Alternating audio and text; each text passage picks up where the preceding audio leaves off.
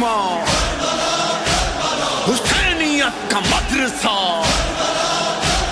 بقائے حرف لا الہ. کیا اثرات ہوئے واقعہ کربلا کے؟ ابھی فتح و شکست کی بات پھر کسی مرحلے پر، ابھی صرف یہ دیکھنا ہے کہ کیا اثرات کربلا ہوئے. ایک اثر جو ہمیں فوری طور پر نظر آیا، اس سے پہلے شہادت امیر المومنین بھی ہوئی، شہادت امام حسن بھی ہوئی، جناب سیدہ کے دروازے پر جو ظلم و ستم ڈھائے گئے وہ بھی ایک بہت بڑا سانحہ تھا، لیکن اس پر کسی قسم کا عوامی رد عمل نہیں ہوا. کسی اسٹیج پر بھی اس کا ری ایکشن اس طرح سے نہیں ہوا کہ پروٹیسٹ ہوئے ہوں، کچھ لوگ باہر نکل آئے ہوں. کربلا پہلا ایونٹ ہے تاریخ اسلام کا جس کا ری ایکشن فوراً شروع ہوا. ایک ری ایکشن تو یہ تھا کہ مکے کے لوگوں میں، وہ مکے کے لوگ جنہوں نے امام حسین علیہ السلام کے مکے سے نکلنے کے وقت بالکل خاموشی اختیار کر رکھی تھی، بعد شہادت امام حسین ان میں ایک احساس پیدا ہوا کہ یقیناً یہ ظلم ہوا ہے، زیادتی ہوئی ہے. اور اس سچویشن سے فائدہ اٹھایا عبداللہ ابن زبیر نے، کہ جس نے فوری طور پر مکے کے گورنر کو وہاں سے نکال باہر کیا اور وہاں پر قبضہ کر کے اپنی خلافت کا اعلان کر دیا. ہر چند کے سیاسی فائدہ اٹھانے والے کا امام حسین علیہ السلام سے کوئی نظریاتی اتحاد نہیں تھا، وہ فکر حسینی سے قریب نہیں تھا، لیکن بہر طور امام کی شہادت کا ایک اثر یہ ہوا کہ ایک شہر نے بغاوت کی اور وہاں پر ایک نئی حکومت بن گئی. یہی رد عمل مدینے میں بھی پیدا ہونا شروع ہوا، اور جو مدینے کا گورنر تھا سعید ابن عاص، اس نے خاص طور پر اس صورتحال کو محسوس کرتے ہوئے جو سربراہدہ لوگ تھے، جو مدینے کے بڑے بڑے لوگ تھے، ان سب کا ایک ڈیلیگیشن بنایا اور ان سے کہا کہ میں آپ کو خاص طور پر دارالحکومت بھجواتا ہوں کہ آپ جائیں اور یزید سے ملاقات کر کے آئیں، اس سے اگر آپ کے کوئی گریونسز ہیں تو اس سے جا کے ایکسپریس کریں. اور پھر یزید تک پیغام بھیجا کہ ہم ایک ڈیلیگیشن بھیج رہے ہیں، ان کو جتنا زیادہ ہو خوش کیا جائے. چنانچہ یہ ڈیلیگیشن گیا. عبداللہ ابن حنظلہ ایک صحابی زادے تھے، وہ لیڈر بنائے گئے، وہ اس گروپ کو لے کے گئے. وہاں پر یزید نے پوری طرح کوشش کی کہ ان کو خوش کیا جائے، قیمتی تحائف، اعلیٰ وظائف یہ سب ان کو دیے گئے، مال و دولت سے لے کے پلٹے.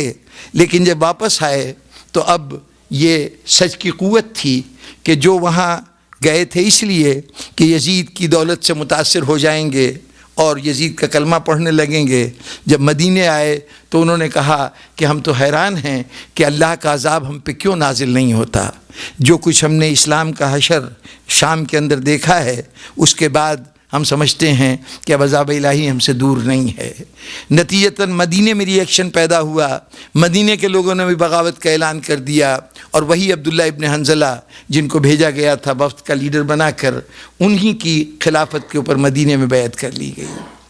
یہ فوری رد عمل تھے واقعہ کربلا کے بعد. 61 ہجرہ میں واقعہ کربلا ہوا، 63 ہجرہ میں یہ صورتحال پیدا ہو چکی ہے. یعنی واقعہ کربلا کے فوراً بعد عبداللہ ابن زبیر کی حکومت، اور کچھ وقفے کے بعد مدینہ کے لوگوں کی بغاوت اور وہاں پہ حکومت کا قیام. یزید نے ان دونوں بغاوتوں کو ختم کرنے کے لیے ایک فوج بھیجی. کوشش کروں گا کہ تیزی سے گزروں کیونکہ مجھے بہت کچھ آج کی اس گفتگو میں عرض کرنا ہے، اپنی بات کو نتیجے تک پہنچانا ہے.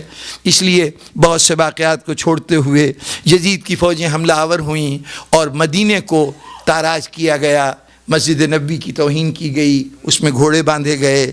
مدینے کے شہریوں کو 3 دن فتح کے بعد 3 دن کے لیے ان تمام شہریوں کے جان مال عزت کو یزید کی فوجوں کے لیے جائز قرار دے دیا گیا.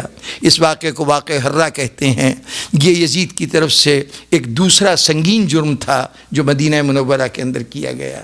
مدینے کی فتح کے بعد یزید کی فوجیں مکے کی فتح کے لیے گئیں.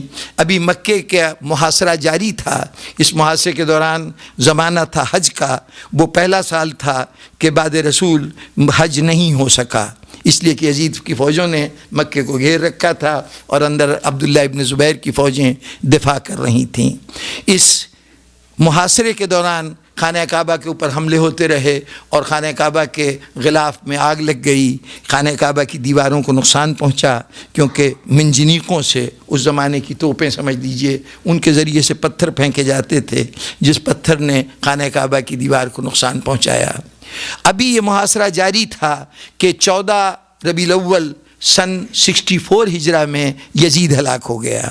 اس کے ہلاکت کی خبر آئی تو اب یہ محاصرہ، وہ لوگ منتشر ہو گئے، یزید کی فوجیں وہاں سے پسپا ہو گئیں، اور عبداللہ ابن زبیر کو موقع مل گیا کہ وہ کچھ دیر اور اپنی حکومت کو جاری رکھ سکیں۔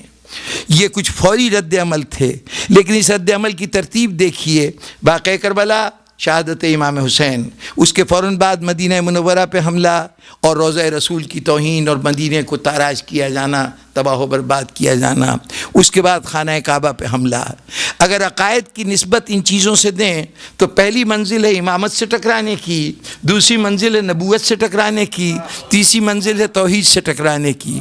اور اس ترتیب نے بتایا کہ امامت کا مقام کیا ہے۔ امامت وہ قلعہ ہے کہ جب تک موجود ہے نبوت بھی سلامت ہے، توحید بھی سلامت ہے۔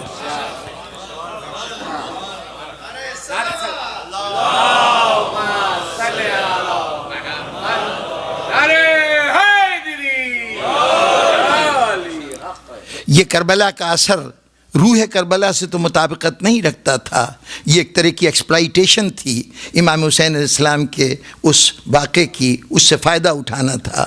لیکن اس کے ساتھ ساتھ ہی تقریباً اس کے پیرلل ہی ایک اور تحریک چل رہی تھی۔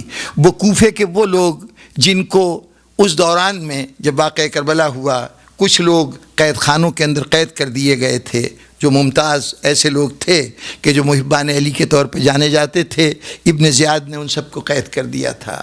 کچھ اپنی جانیں بچا کر شہر سے نکل کر مختلف دیہاتوں میں، ارد گرد کے علاقوں میں پھیل گئے تھے۔ واقعہ کربلا اتنا اچانک ہوا ہے، میں پہلے بھی وضاحت کر چکا ہوں کہ بظاہر عام لوگوں کی نگاہ میں نہ تو کربلا کوئی نون جگہ تھی اور نہ امام حسین علیہ السلام کے پلان میں بظاہر کربلا شامل تھا۔ عام لوگوں کے نزدیک تو امام حسین علیہ السلام جب مکے سے نکلے ہیں تو وہ شہر کوفہ کی طرف آ رہے تھے، امام راستہ بدل کر ایک اجنبی راستے پہ جا رہے ہیں اور ہوتے ہوتے کربلا تک پہنچ جاتے ہیں۔ تو بہتوں کو پتہ ہی نہیں چل سکا کہ واقعہ کربلا ہو گیا ہے یا اور یہ کس جگہ ہوا ہے، یعنی امام حسین کی شہادت کا اس وقت فوراً نہیں علم ہوا۔ بعد میں جب قیدی آئے ہیں تو پھر ان تک آگاہی اور خبر ہوئی ہے۔ وہ تمام لوگ جو دل میں جذبہ رکھتے تھے امام حسین علیہ السلام کی نصرت کا اور اس وقت شریک نہیں ہو سکے تھے، اب انہوں نے یہ سوچا کہ یہ بہت ہم سے زیادتی ہوئی ہے کہ امام علیہ السلام کو دعوت ہم نے دی، چاہے حالات نے ہمیں اجازت نہیں دی، لیکن ان کا ضمیر ان سے کہہ رہا تھا کہ تمہیں اس موقع کے اوپر بہر صورت امام کی مدد کرنی چاہیے تھی۔ نتیجتاً سلیمان ابن سرد خزائی کی سربراہی میں تقریباً 4000 افراد جمع ہوئے۔ یہ وہ کوفہ ہے جس میں بار بار شیعت کو ختم کیا گیا ہے، اس کے باوجود اللہ جانے آل محمد کے اندر کیا کشش تھی کہ مارے جانے کے باوجود، قتل کیے جانے کے باوجود، تباہ و برباد ہونے کے باوجود پھر ایک کثیر جماعت تیار ہو گئی جو امام حسین علیہ السلام کے نام پر اپنی جان دینے کو تیار تھی۔ یہ ان مخلص مومنین کی جماعت تھی جن کو کوئی ملک درکار نہیں تھا، کوئی اقتدار درکار نہیں تھا۔ ان کا صرف بظاہر یہ بات آج کے مادہ پرست معاشرے میں پسند کی نظر سے نہیں دیکھی جائے گی کہ آخر یہ کیا بات ہے کہ محض جان دینے کے لیے گھر سے نکلے ہیں، کوئی مقصد سامنے نہیں، کسی چیز کا حصول سامنے نہیں ہے، ہم تو فائدے نقصان میں دیکھتے ہیں۔ لیکن ان 4000 افراد نے عین الورد کے مقام پر ابن زیاد کی کثیر فوج کا مقابلہ کیا اور اس مقابلے کے نتیجے میں ان میں بمشکل 300 آدمی بچے۔ 3 دن تک روزانہ جاتے تھے، جتنے مر جاتے تھے، جو باقی ہوتے تھے وہ اگلے دن کے لیے پھر جہاد کے لیے تیار ہو جاتے تھے۔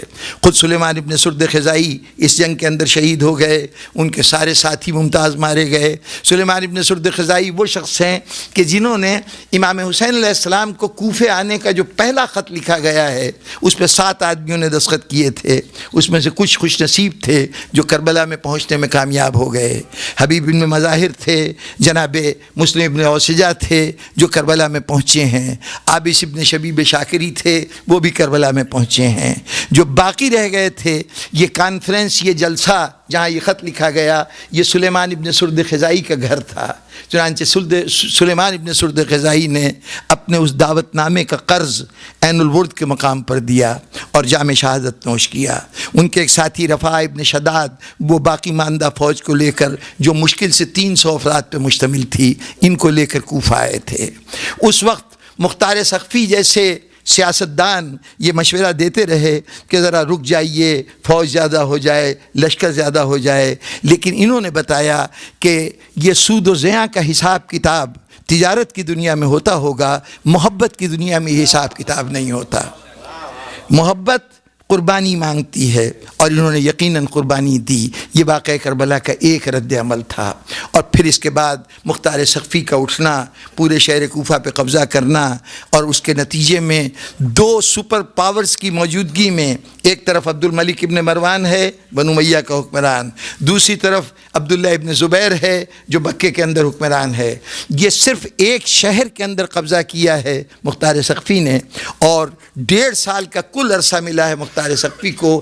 اس 1.5 سال کے اندر انہوں نے قاتلان حسین کو اس شہر میں جس کی اکثریت قتل حسین میں حصے دار ہے، جہاں قاتلان حسین کا اقتدار ہے، وہاں پر مختار سقفی نے 1.5 سال کے عرصے میں چن چن کر جتنے بھی نمایاں قاتلان حسین تھے ان سب سے انتقام لیا، ان کو تہہ تیغ کیا۔ یہ بھی واقعے کا ایک رد عمل تھا۔